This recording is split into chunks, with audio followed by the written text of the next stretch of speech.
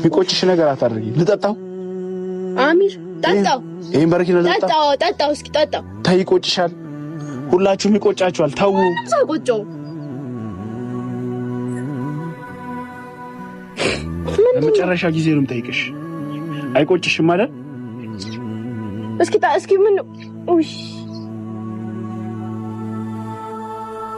እያየሽ ወሰነ እስኪ ጠጣኩ